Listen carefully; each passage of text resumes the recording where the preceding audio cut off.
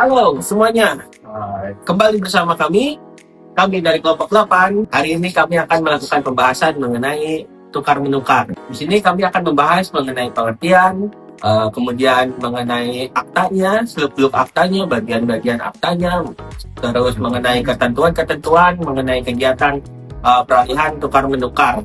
Perkenalkan, saya Muhammad Rizky Fauzan. Saya Alfian Prawira Yuda. Saya Muhammad Ridwan Fakti. Saya Khairul Atma. Baik, kali ini saya akan memulai dari awal mengenai apa sih tukar-menukar itu. Mengenai soal tukar-menukar ini sebenarnya apa sih maksud dari kegiatan atau peristiwa tukar-menukar ini? Oke. Dari Mas Wildan bisa jelasin nggak sih mengenai tukar-menukar ini? Jadi gini teman-teman, apa sih akta tukar menukar itu? Akta tukar menukar adalah akta otentik yang dibuat oleh PPAT untuk membuktikan adanya perbuatan hukum pertukaran hak atas tanah dan atau bangunan antara dua pihak. Nah, dalam bahasa hukumnya, tukar menukar itu disebut juga rules leg, yaitu perjanjian di mana kedua belah pihak saling memberikan sesuatu barang sebagai pengganti barang lainnya. Jadi beda dengan jual beli ya. Kalau jual beli itu ada unsur uang. Nah, sedangkan tukar menukar itu tidak ada unsur uang sama sekali. Yang ada adalah tukar barang atau hak yang nilainya dianggap sama. Bisa juga tukar menukar ada kompensasi juga. Kalau misalnya secara hukum mengenai tukar-menukar tuh ada ya diatur ya. Oh, ada dong pasti ya Pak. Kita bahas ya. Untuk dasar hukum untuk akta tukar menukar sendiri yaitu pertama, pasal 37 ayat 1 Undang-Undang Pokok Agraria atau yang kita kenal UPA menyebutkan bahwa peralihan hak atas tanah karena tukar menukar harus dibuktikan dengan akta yang dibuat oleh PPAT. Lalu diperjelas lagi dalam PP nomor 24 tahun 97 tentang pendaftaran tanah. Terus bentuk dan isinya diatur lebih teknis dalam peraturan BPN nomor 8 tahun 2012 tentang bentuk akta PPAT. Nah, kalau kita mau nyambung ke hukum perdata, ada juga nih di KUHP, yaitu pada pasal 1546 KUHP. Nah, dari semua dasar hukum itu, bisa disimpulkan bahwa akta tukar menukar adalah salah satu akta peralihan hak yang wajib dibuat oleh PPAT untuk menjamin kepastian hukum. Itu Pak Rizky. Oh gitu, Mas Wildan. Tuh. Tapi boleh nggak sih Mas Wildan kalau di akta tukar menukar ada dilakukan suatu pembayaran? Sebenarnya bukan pembayaran ya, bahasanya itu kompensasi. Seandainya kedua tanah yang ingin ditukar menukar itu harganya berbeda, atau NJOP berbeda, ada juga namanya kompensasi atau perjanjian di luar pembuatan akta itulah. Seandainya misal saya dan Pak Rizky ingin tukar menukar, tapi karena saya lihat Pak Rizky tanya lebih luas dari saya pengen ada kompensasi lah untuk biar sama-sama enak gitu. Tuh. Oke, terima kasih Mas Wildan. Sama-sama. Mengenai akta tukar-menukar yang pihaknya itu siapa aja sih yang terlibat? Baik, saya akan jawab. Nah, dalam akta tersebut, pihaknya itu ada dua. Pihak pertama dan pihak kedua. Nah, mereka itu merupakan pemilik tanah atau bangunan tersebut. Nah, akhirnya mereka berdua tersebut bersepakat untuk menukarkan barang tanah atau bangunannya tersebut. Lalu mereka mendatangi PPAT dan membuat akta yang berisi yang pertama itu identitas para pihak, terus yang kedua keterangan bangunan atau tanah, dan yang ketiga nilai objek pertukaran serta klausul-klausul yang ada dalam perjanjian tersebut. Nah, setelah ditandatanganinya akta tersebut, maka itu akta tersebut akan menjadi dasar peralihan yang akan dibawa mereka ke kantor pertanahan. Gitu, Pak. Oh gitu. Tukar-menukar itu berarti harus dikeluarkan melalui akta tukar-menukar ya. Ya, benar. Tapi fungsi dan tujuannya di akta itu apa sih? Nah, sebenarnya fungsinya bukan hanya sekedar transaksi, bisa juga sebagai alat bukti autentik bagi para pihak yang melakukan perbuatan hukum pertukaran hak atas tanah atau bangunan tersebut. Selain itu, juga sebagai dasar hukum untuk mendaftarkan peralihan hak kepada kantor pertanahan. Nah, yang terakhir itu juga menjamin kepastian hukum bagi para pihak dan memberikan perlindungan hukum. Tanpa akta PPAT, pertukaran tersebut tidak bisa didaftarkan dan secara hukum dianggap belum sempurna, begitu. Prosedur pembuatan akte tukar menukar itu sebenarnya kayak gimana sih?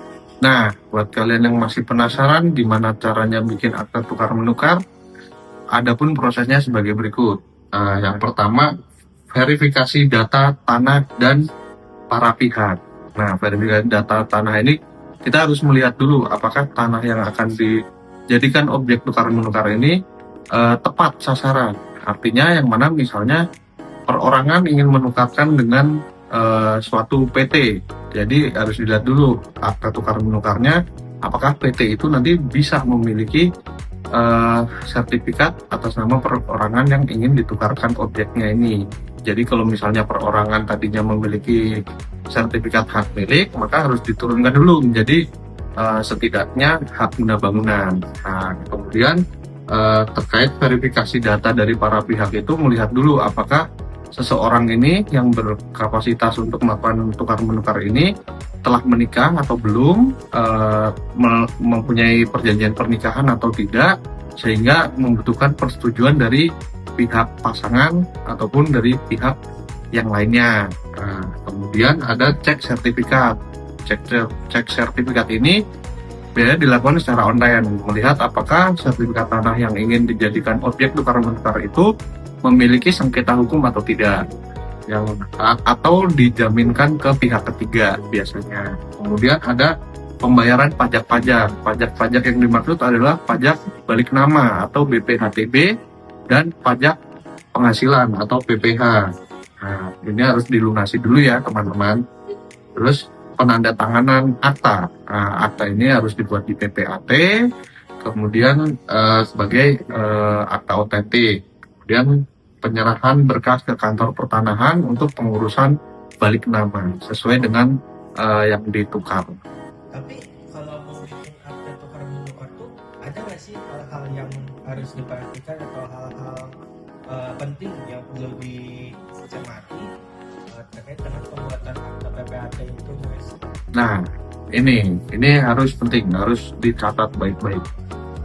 Yang pertama, apabila objek tukar menukar berada dalam satu wilayah kabupaten atau kota di mana PPAT menjalankan pekerjaannya, itu maka bisa dilakukan dengan membuat dua salinan akta tukar menukar, yaitu salinan pertama disimpan di kantor PPAT dan salinan yang satunya diserahkan kepada kantor Badan Pertanahan Nasional di tempat objek tukar menukar terjadi.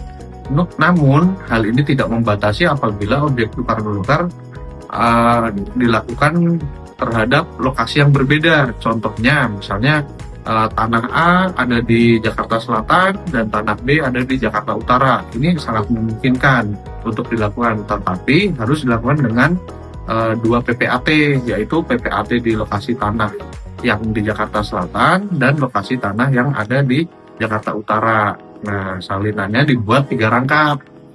Satu rangkap di kantor PPAT, satu rangkap di kantor pertanahan Jakarta Selatan, dan satu rangkap lagi di kantor pertanahan Jakarta Utara. Itu contohnya. Terus kemudian bagaimana kalau nilai tanahnya tidak sama, atau mungkin secara luasan atau dari NJOP seperti yang tadi Mas Wildan sudah bahas, bahwa mungkin ada kompensasi nilai tambahan atau nilai selisih. Cuma di sini kita kembalikan lagi ke para pihak, apakah sepakat untuk menambah nilai kompensasi atau ditiadakan kompensasi. Tuh, apakah kena pajak? Ya otomatis kena pajak untuk balik nama dan pajak penghasilan. Selain dijelaskan mengenai kegiatan tukar menukar berikut dengan aktanya, aku juga dikasih penjelasan nih mengenai bagian-bagian akta tukar menukarnya. Nih kalau teman-teman bisa melihat mengenai akta tukar menukar, bagian-bagian dari akta tukar menukar ini, yang pertama itu paling atas, ini bagian KOP. Ini menjelaskan mengenai PPAT-nya dan wilayah kerjanya. Kemudian judulnya akta tukar menukar. Selanjutnya di sini mengenai kepala akta. Nah, di sini tuh dijelasin mengenai kapan dan waktunya. penandatanganan akta ini dilaksanakan. Nah, selanjutnya dijelaskan juga mengenai komparisi. Nah, dari contoh akta ini kalau bisa dilihat komparisinya ini adalah orang perorangan, bukan badan hukum. Dan belum menikah kebetulan. Nah, selanjutnya mengenai premis. Di sini menjelaskan mengenai tujuan dari para penghadap dalam melakukan tindakan hukum yang dituangkan dalam akta ini. Nah, selanjutnya ini mengenai objek tukar menukarnya dijelaskan. Yang pertama itu mengenai objek milik pihak pertama. Yang kedua ini mengenai objek milik pihak kedua. Yang tadi yang pertama. Yang ini yang kedua ya Mas ya. Oke. Nah, selanjutnya dijelaskan juga di sini mengenai ruang lingkup tukar menukarnya juga. Nah, selanjutnya apabila melihat dari ketentuan ini, di sini terlihat bahwa tukar menukar ini dilakukan tanpa adanya kompensasi. Artinya dapat diasumsikan dalam perbuatan hukum dalam akta ini merupakan perbuatan hukum yang antar objeknya itu sama nilainya. Nah, selanjutnya ini mengenai klausula-klausula di dalam akta tukar menukar, yang mana ini tuh isi akta. Nah, kemudian dilanjutkanlah mengenai saksi-saksi yang hadir dan menyaksikan penandatanganan akta ini. Ditutup. Kemudian ini penandatanganan kolom penandatanganan aktanya. Nah, ini kolom penandatanganan pihak pertama, pihak kedua, kemudian saksi-saksi, dan ditandatangani oleh PPAT yang bertugas.